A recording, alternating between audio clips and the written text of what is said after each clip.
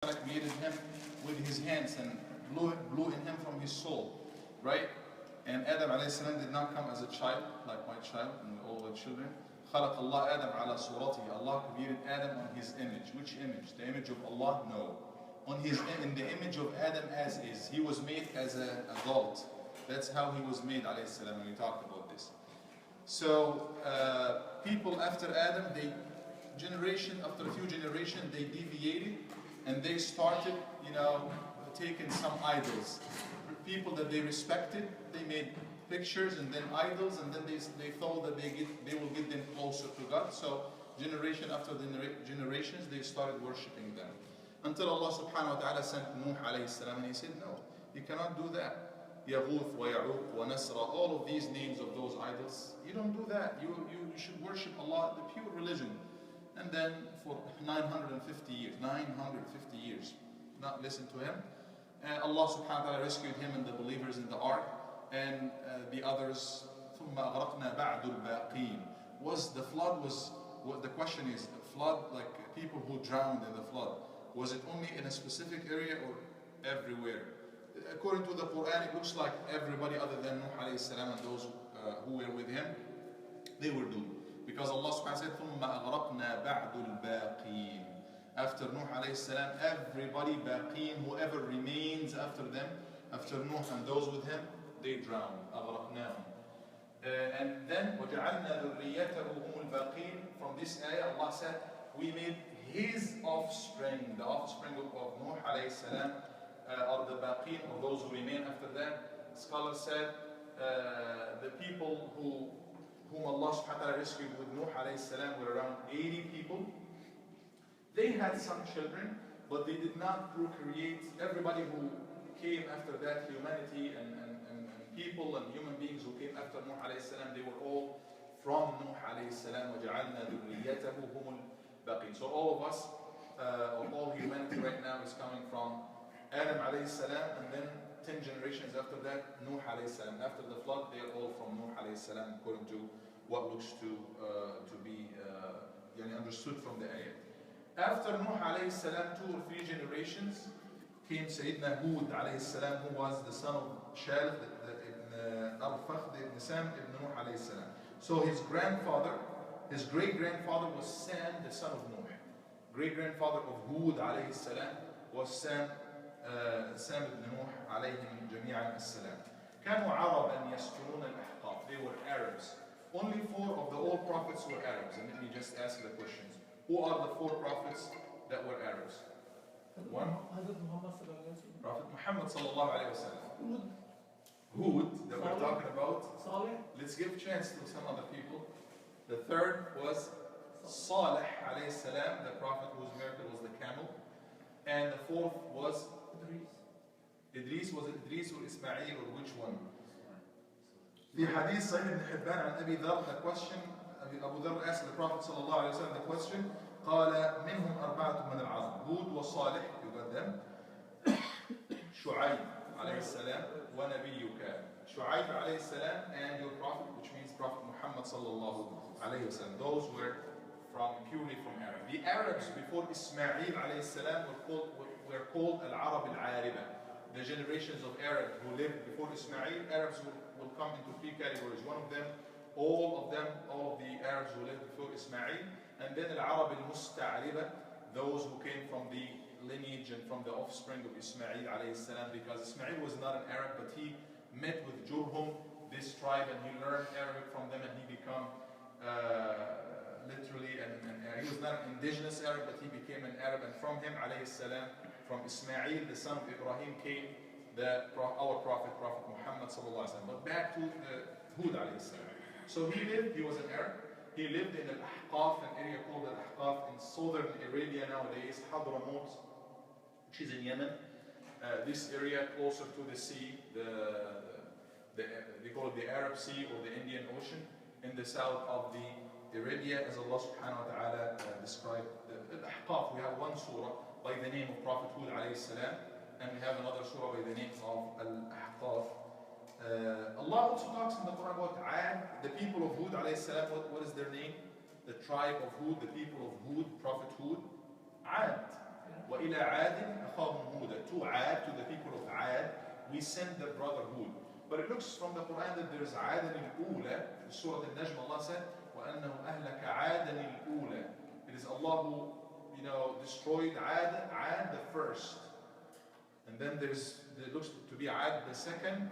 There is some, arguments about the scholars. And Ad al-Ula, the name of them is Iram. As mentioned in Surah Al-Fajr, Iram ذات العماد. Iram, the name of those tribes or those people. The people of Al-Imad, which is Amud, like big poles. They used to have huge tents.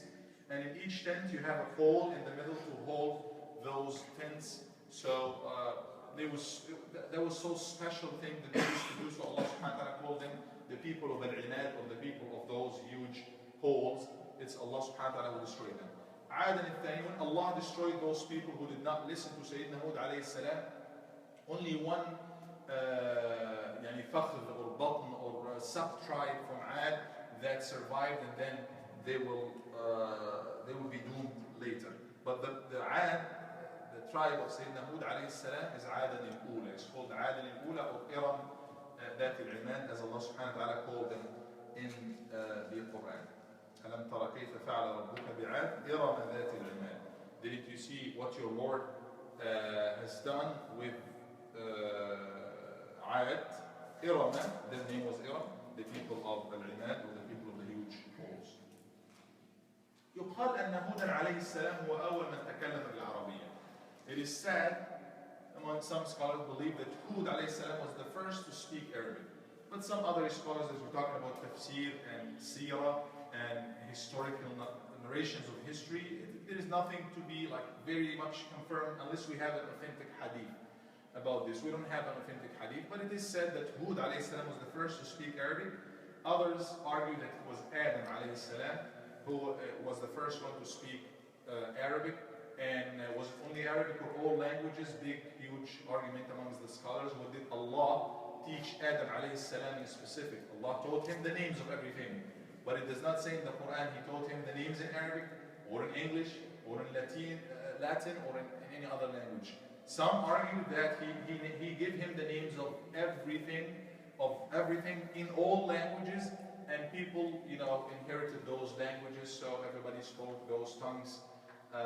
Some people argue that, but some argue that it was Arabic that he spoke. We have a hadith that أول من فتق لسانه, the first to speak العربية الفصحى, the pure Arabic with no mistakes, was Ismail alayhi salam. The father of Al-Arab al-Musta'riba. He learned it, subhanAllah, and he was so much good in Arabic that he spoke a pure, perfect, fluent Arabic, and he was the first to do that as far as Al-Arabiyya al-Fusha. Back to Sayyidina Hud alayhi salam. Looks like we have too much echo. People deviated after Nuh alayhi salam, and after the flood they worshipped Allah. SubhanAllah, they were rescued, the good people. And then the generations who came from that, obviously, it will remain with them for a while, the history of their fathers and their fathers who were true believers and who worshipped Allah and who chose Allah subhanahu wa ta'ala and who were rescued. And the flood that took over the entire earth, that would remain, that would make history. It remained with them for a little bit until again, shayateen, they caused deviation for them. They worshipped people and things other than Allah subhanahu wa ta'ala until Ad alayhi salam was calling on them. Why they worship them? As the ayat would mention. If we review Surah Al-Mu'minun, for example, Allah said, ثُمَّ أَنْشَأْنَا, always, as we read in the Quran, in Surah Al-Mu'minun, in Surah Al-Qamar, in Surah Al-A'raf, where else? In Surah Al-Najm, Al-Haqqa, Fussilat. And all of these surahs, Allah would say the story of Nuh alayhi salam, the details of Nuh alayhi salam, and then right after the story of Nuh comes the story of Hud alayhi salam, chronological order, the time. Nuh and then Hud alayhi salam. So he said, after he mentioned the story of Nuh alayhi salam in Surah Al-Mu'minun, ثُمَّ أَنْشَأْنَا مِنْ بَعْدِهِمْ قَرْنًا آخَرِينَ. Then after Nuh, we established another nation, another people. فَأَرْسَلْنَا فِيهِمْ رَسُولًا مِنْهُمْ. He did not give his name right here. He said, we sent in them a messenger from them. The most successful da'iyah will be the da'iyah who speaks the language of people, who understand the culture of the people, who is from amongst them. This is established. وَمَا أَرْسَلْنَا مِن رَّسُولٍ إِلَّا بِلِسَانِ قَوْمِهِ. If you want to give a good da'wah, you don't have to distance yourself from people. You don't have to look like higher than people or above people. So, and that's why we count very much on our youth, on people who grow up in here. We're talking about America. Brother Harry is going to talk to us about Muslims in Haiti.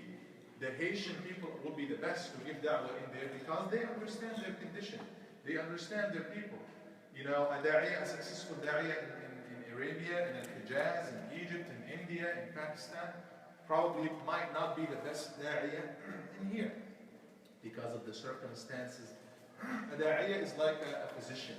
A physician should understand the case and should understand the situation. So the situation would vary from place to place. So Hud alayhi salam was rasulan minhum, a messenger from amongst them. And subhanAllah, even though it's an advantage for the people to have a messenger from amongst them, that they know them and they recognize him. But they usually, because of the shaitan playing games on them, they usually say, why would Allah send a human being? We need angels, this and that. أَبَشَرًا مِنَّا وَاحِدًا نَتَّبِعُ. Do you think we are crazy to follow human beings like us? Then Allah would refute that in more than one place. قُلْ لَوْ كَانَ فِي الْأَرْضِ مَلَائِكَةٌ. If there are angels on earth, Allah said if there are angels on earth, we would have sent another angel for them. But we have humans, so Allah would send a human for them. Fellow Christians believe that it is a divine Rasul, a messenger who came in that has a divine form. He was God or Son of God that, you know, came to us simply because we are all sinners. We all inherited the sin. He is free from the sin. None of that is in Islam. In Islam, the messenger is from amongst them to show them the way. Just speak in their language, having their feelings. Muhammad ﷺ was from his people, and he was recognized by his people as being a Sadiq al-Amin. Hud alayhi salam was Rasulan minhum, a messenger from amongst them, speaking their language and having everything. Salih, قالوا يا صالح قد كنت فينا مرجوا قبل هذا. The people of Salih, they accepted him and they gave the quality. They said, we used to count on you, you were respected amongst us. What happened to you? Usually the da'wah, if you are calling people to the right way, especially when jahiliyyah, when ignorance, when bad things are rampant, you would look awkward, you would look weird. What are you talking about? Everybody, every single person is doing it. That's probably what Sayyidina Hud looked to them. They told him what did he tell them? He came to them. Allah. The mission of all prophets is to worship Allah alone. This is the first thing, is to worship Allah. ما لكم من إله غيره أفلا تتقون. وقال الملأ الذين كفروا من قومه وكذبوا بلقاء الآخرة وأترفناهم في الحياة الدنيا ما هذا إلا بشر مثلكم. Their hujjah, their evidence was those people that they were so much attached into life and they had abundance of life and they deviated from the right way. They said, this is not but a human being like you. They said the same to Sayyidina Muhammad, people of Al-Ta'if. When he left Mecca and went to Al-Ta'if, he said, مَا وَجَدَ اللَّهُ غَيْرَكَ. Subhanallah. They said, didn't Allah find anybody but you? You're not the best, subhanAllah. We have measurements and we have standards as human that is strange. What do you dress? How do you speak? What kind of watch that you get? What kind of phone that you carry? Measurements that we really tend to use to respect each other and give each other status based on. When all of these things will be gone. What kind of phone is, give it a couple of years and it's going to be very much outdated. Well, how much money? Look back a few years when you came to this life, you have nothing. You will leave this life having nothing. The true measurements is where you are as far as the concept, as far as the ibadatullah, as far as akhlaq and manners. These are the standards of Allah subhanahu wa ta'ala. They said he is just a human being, another human being like you. يَأْكُلُ مِمَّا تَأْكُلُونَ مِنْهُ. He eats like what you eat. وَيَشْرَبُ مِمَّا تَشْرَبُونَ. He drinks what you drink. That was for this very same reason Allah subhanahu wa ta'ala is sending the prophets. To eat like us, they need to eat, they need to make living, they need to... The human beings, so they will be examples for us.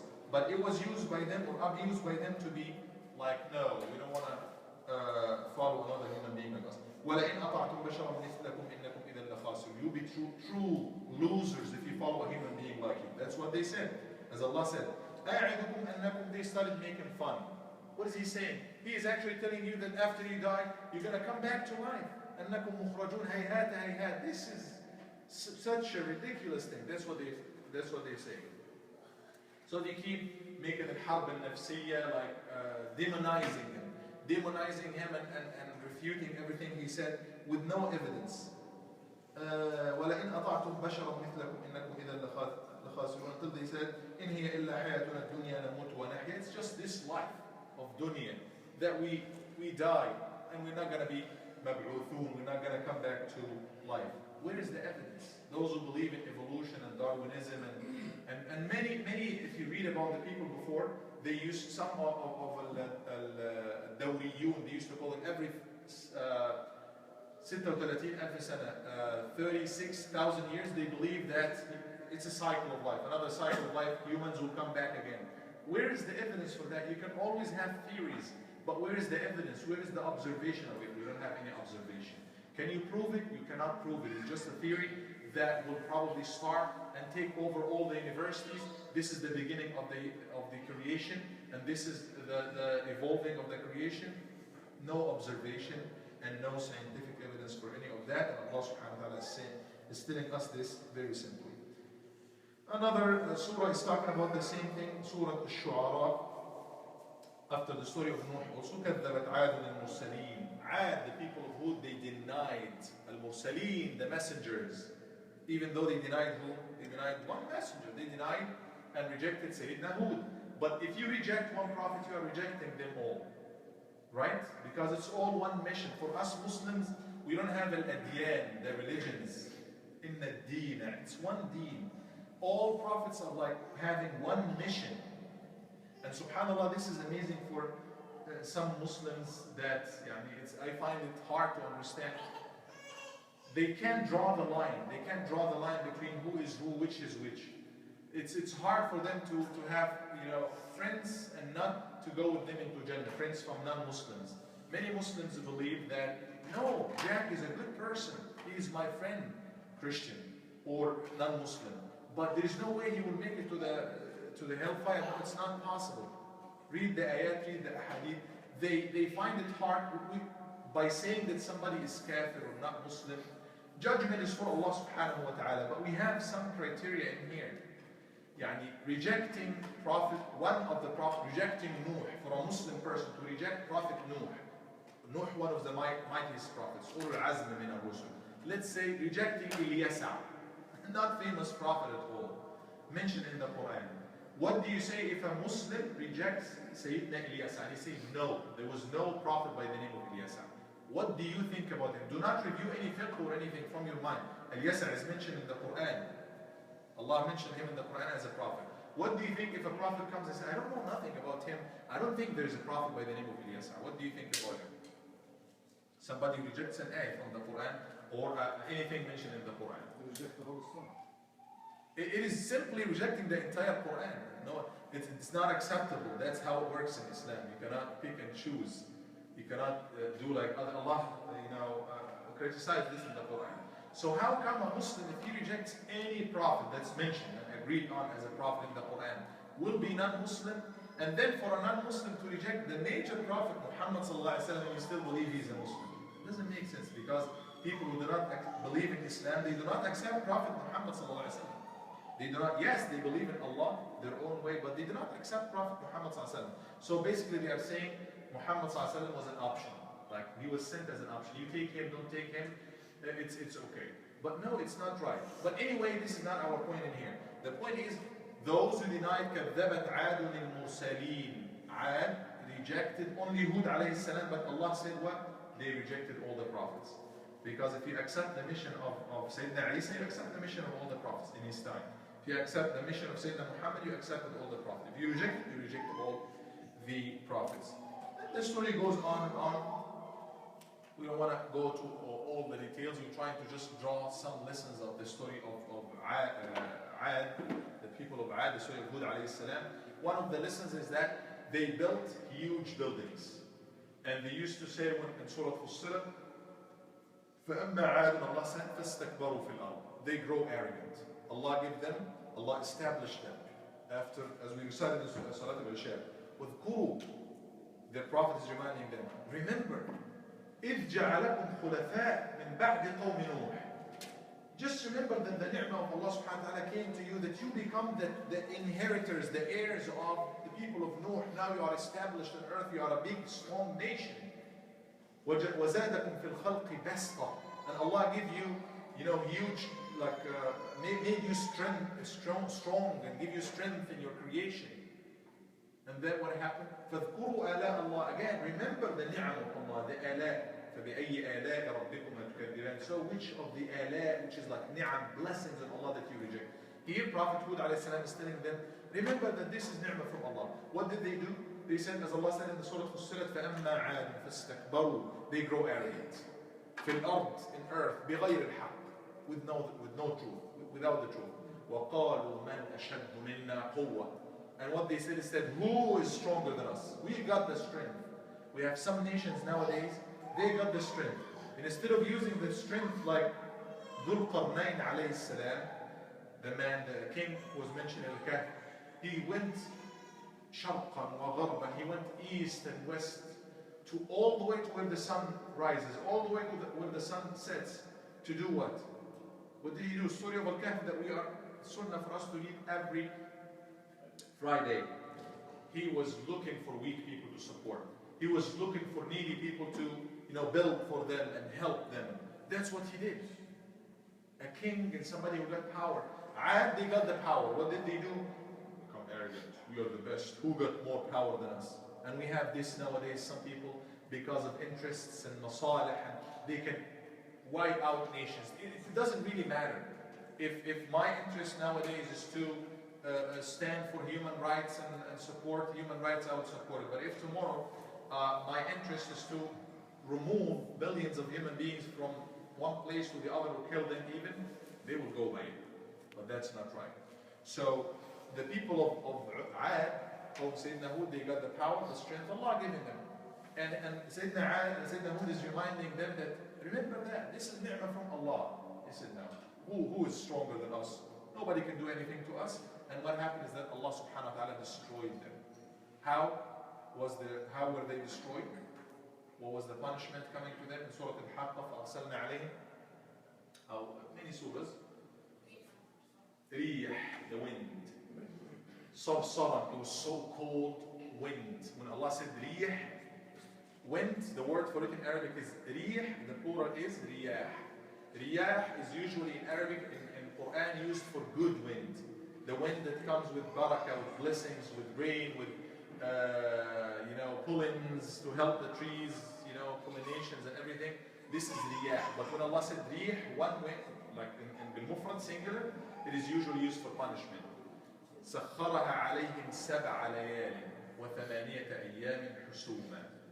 حسوما يعني متتابعة ومتتالية. So for 8 days and 9 nights continuously Allah sent them this wind. تنزع الناس في سورة القمر كأنهم أعجاز نخل منقعر. It takes people wherever they go. They go to caves, the wind will go behind them. It's not like undecided wind. Or if Allah wants something, it happens. Everything works by the permission of Allah. Wind is the creation of it. Goes to people where they are, caves, their homes, their palaces, and brings them outside, takes them up, and then crushes them. They come head first, face first, breaks their neck, and then when that's the case for all of them. It's as if it's like something meant for them. The wind will go, bring the people, take them up and crush them down and break their neck.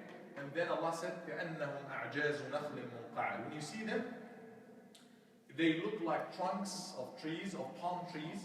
Palm trees has a huge trunk, and then the head is like all of these leaves up there. When it's broken, you just have the trunk, right? So that were them. The head, bodies with no heads, تنزع الناس. تنزع, snatches people.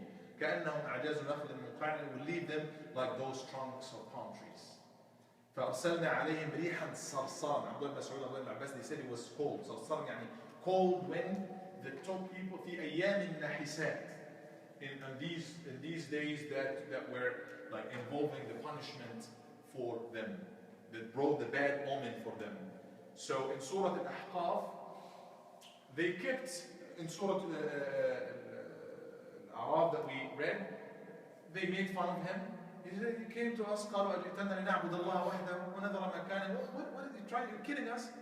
You're coming to tell us to worship Allah alone and leave all of the established religion of our parents and forefathers and everything? You're kidding us. فأتنا بما تعدنا إن كنت من الصادقين. Now, don't waste your time. Bring us the punishment that you are promising us. Don't play any more games with us. You're promising us if we don't follow you, that's going to happen to us? Yes, we don't care. Bring it. If you are truthful. Subhanallah. So Allah subhanahu wa ta'ala sent it to them in terms of عارضا فلما رأوه عارضا مستقبل أوديتهم. Surah Al-Ahqaf, they saw clouds, dark clouds, and they had drought for some time.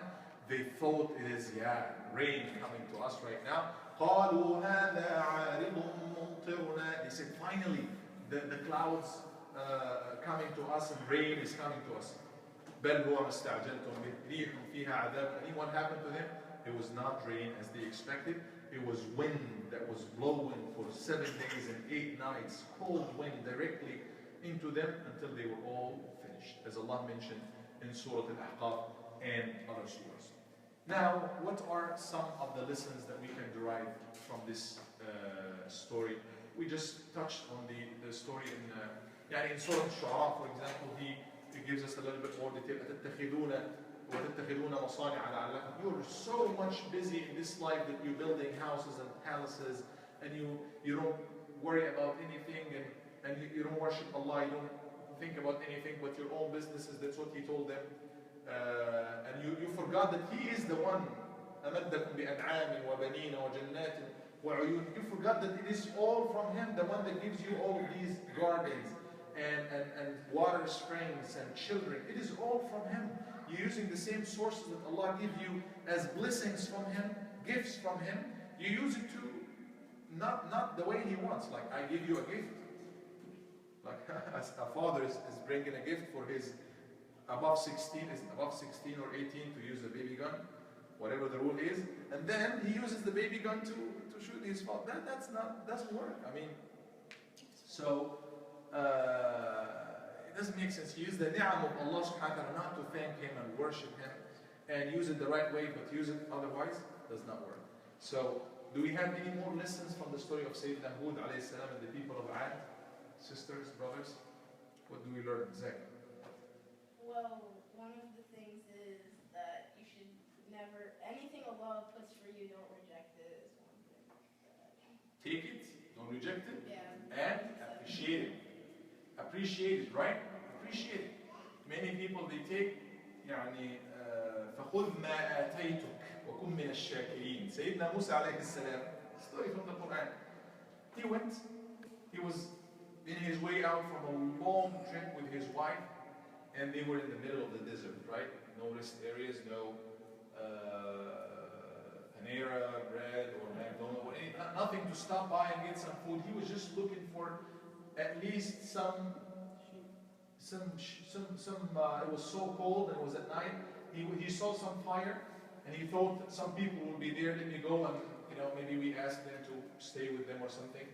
But what he found, it was Allah. It was a call from Allah. Allah subhanahu wa ta'ala, talked to him right there. He said, as mentioned in Surah Al-Qasas and Surah Al-Naml, and in Surah Taha, he said, Allah talked to him directly. إِنَّنِي أَنَا اللَّهُ لَا إِلَهَ إِلَّا أَنَا فَاعْبُدْنِي. See, God, Allah talking to Sayyidina Musa firsthand. Then, this is ni'mah from Allah. Right? وَكَلَّمَ اللَّهُ مُوسَى تَكْلِيمًا. We should thank and take it and appreciate it. He did. But he was aspiring for more. What did he ask for? قال ربي أرني. Now, my Lord, can I see you? Then Allah subhanahu wa ta'ala gave him, he said, no, you can't. Yes, I'll tell you something. Allah said, you look at the mountain, and if the mountain stays still, you will see me. فَلَمَّا تَجَلَّى رَبُّهُ لِلْجَبَلِ. Allah is light. But the light of Allah is so immense that we cannot take with our eyes in here. You cannot take the light of the sun. You cannot look directly at the sun for like just a few seconds and you'll be gone. If you keep looking, opening your eyes, you lose your sight. Actually, I looked at this light right now, and I have some partial blindness now. I see you blurry right now. Look at the. So you have, how about the light of Allah? He said, the point is, Allah said, after all of that, He gave him the lesson. He said, I give you the book and I talk to you. فَخُذْ مَا آتَيْتُكَ وَكُنْ مِنَ الشَّاكِرِينَ. Take what I give you, a ni'mah, and be thankful. So yes, this is a very good lesson. Take what Allah has given you and be thankful, right? Allah has given you family, has given you this and that. We as humans, usually we tend to think and look for what's not in our hand. Oh yeah, I hope I have the Xbox 15, whatever it is. I have just the Xbox 3, right? خُذْ مَا آتَيْتُكَ وَكُنْ مِنَ الشَّاكِرِينَ. Take what I give you and be thankful. Yes, Abdullah. When you said they were in the desert, in this ayah it says, What surah are you reading from? What surah is this? Surah Al-Qasas. Yes. فَلَمَّا أَتَاهَا نُودِيَ مِنْ شَاطِئِ الْوَادِ الْأَيْمَنِ. The shaati is supposed to be like the part of the beach. And it says also, He's my son. مِنَ الشَّجَرِ. Mesh. So he was in the desert, that's what I said, that's what the Quran said, right? Sayyidina Musa was in the desert. But then he is quoting an ayah from Al-Qasas, Surah Al-Qasas that he already memorized. So he said, Allah called him from Shati al-Wadi al-Aymani. From Shati is usually used, the literal translation for it in Arabic, for everybody who knows Arabic, is the beach, the coastline, or the beach, Shati al-Bahr, right?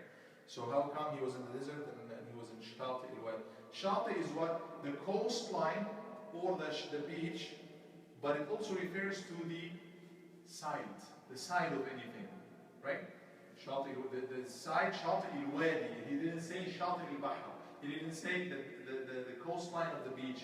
He said the line or the side of al-Wadi, which is the valley. So he was called, Allah gave the specific place, at this tree, by the side of the valley. Thank you for the question, Abdul. But lessons, let's draw some lessons together, a couple more before we take a quick break, inshallah. Any lessons from the story of Sayyidina Hud alayhi salam, or the people of Ad?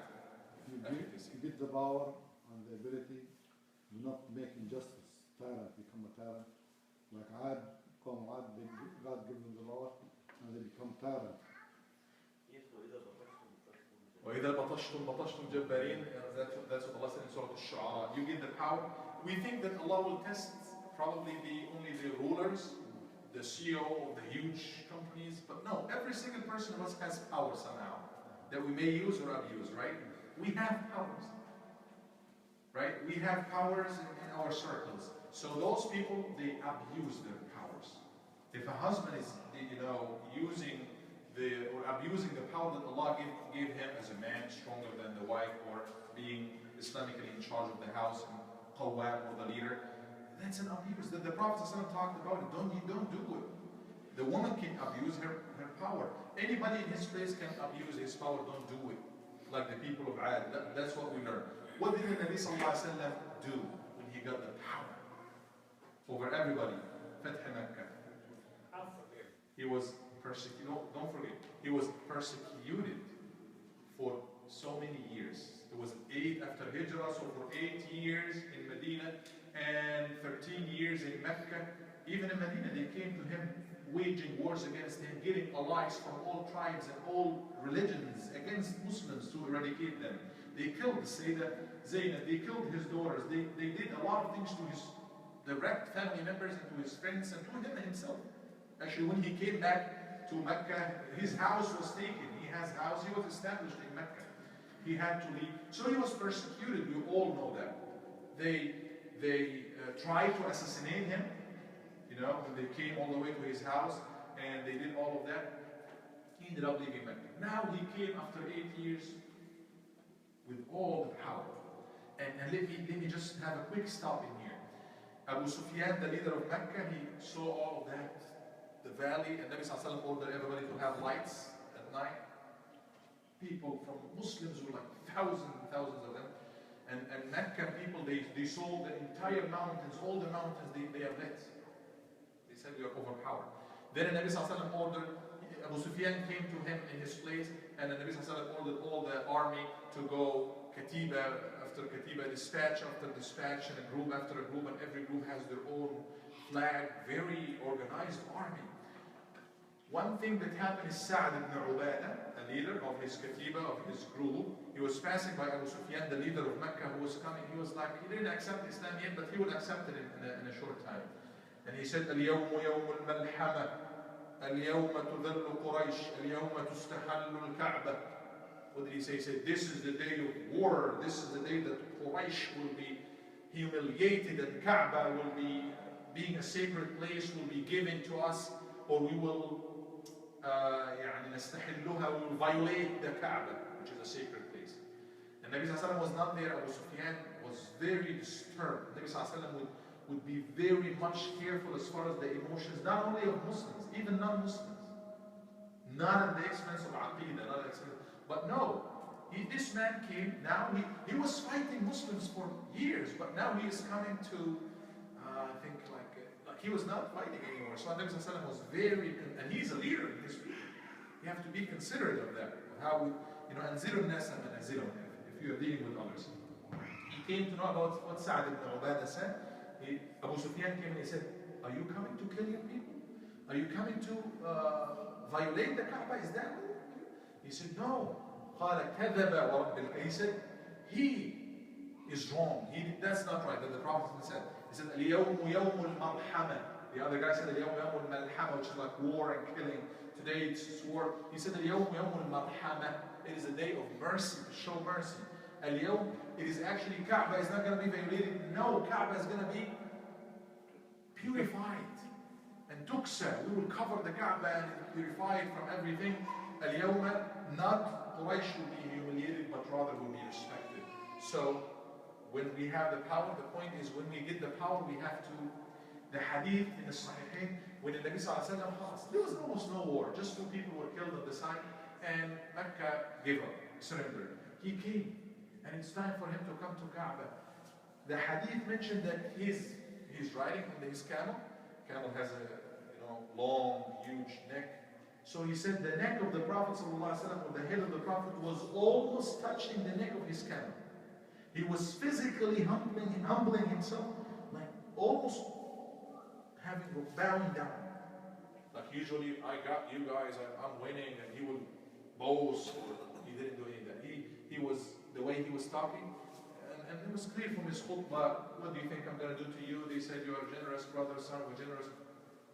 He let them go. You are all free. He didn't even give a condition for them to accept Islam. So let's be very much careful when we get power, because of the money we got, because of the position we got, because of where we are. Let's be careful of that and not abuse the power. Any more lessons before we stop, inshallah?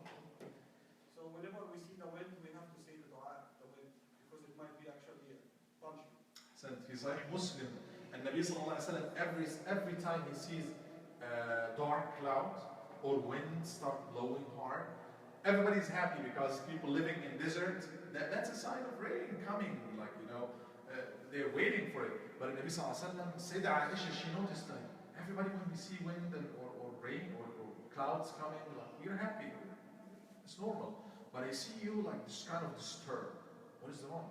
And he said, Sallallahu Alaihi Wasallam, I always think of it, what could guarantee me that it's something good, because people, he's referring to the people of Ad, were expecting rain to come to them from wind like this, and what happened to them? They ended up getting punishment. So that's also sunnah from the Nabi Sallallahu Alaihi Wasallam. And there is a dua that he used to say, Allah make it a mercy, not a adab, or not a punishment. So those are a few lessons that we learned, inshallah, from the story of Sayyidina Hud alayhi salam. We get a quick break right here. We got